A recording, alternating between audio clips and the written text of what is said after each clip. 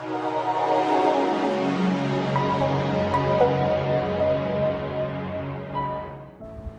everyone, my name is Hemant Kanawala and I am managing equity investments at Kotak Life Insurance.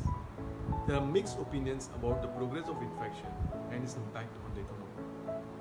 Some people believe that world will never be same again, while others believe that situation will normalize soon.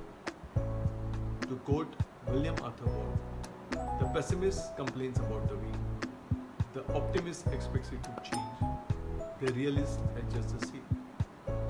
At Kotak Life, we believe in looking at the facts and adjust the investment strategy accordingly. Key questions on the mind of investors are: what is the economic outlook in India and globally? As per the current estimate of IMF, global economy is likely to degrow by around 5% in 2020, but show a rebound in 2021 with a growth of 5%. Emerging markets are expected to perform better than developed markets in both the years. For India, the growth is expected to pick up in the second half of the fiscal, and current expectations are of 4.5% decline for 2020, but growth of 6% in 2021. Second point, how soon the economy is likely to normalize?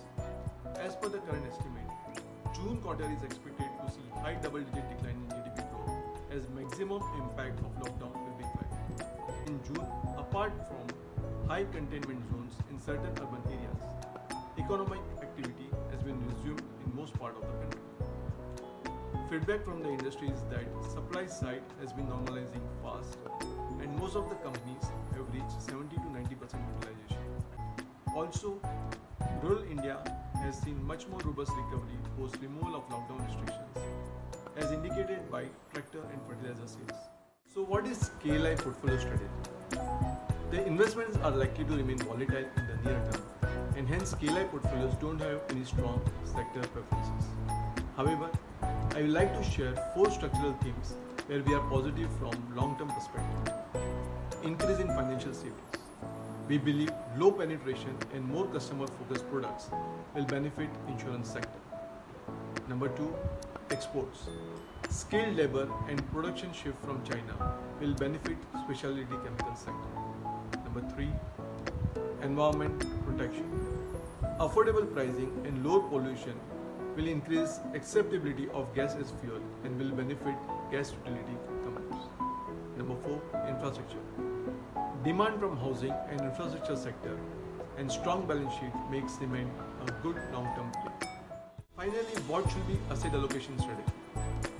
With recent rise in equity, price to book of Nifty has moved close to long-term average of 3.3. Looking at the uncertainties, it makes case for investing in equities less attractive in the near term. Hence, debt may be preferred for short-term allocation by risk-averse investor. However, with the expected recovery in economy from second half of current fiscal, equity looks attractive from longer-term perspective, and any correction can be used to increase allocation to equities. Please stay at home and follow the government guidelines. Hope everyone is safe and staying healthy in this COVID-19 crisis. Global economy has been in a recovery path in April-June quarter.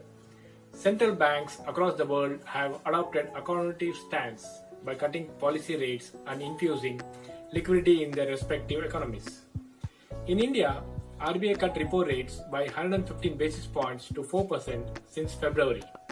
RBI cut the repo rate by 40 basis points in an inter-meeting in May as it felt the economy required urgent easing measures to combat the downside risk to growth. RBI also increased system liquidity through LAF and open market operations and through targeted long-term repo operations, that is called LTRO. Since February 6th, the RBI has announced liquidity augmenting measures to the tune of 9.42 lakh crore, which amounts to 4.6% of the GDP. 10-year benchmark GSEC rallied during the quarter. Going forward, economic activity may remain subdued even in Q2, and recovery is expected to begin in Q3 and gain momentum in Q4 as supply lines are gradually restored to normalcy and demand gradually revives.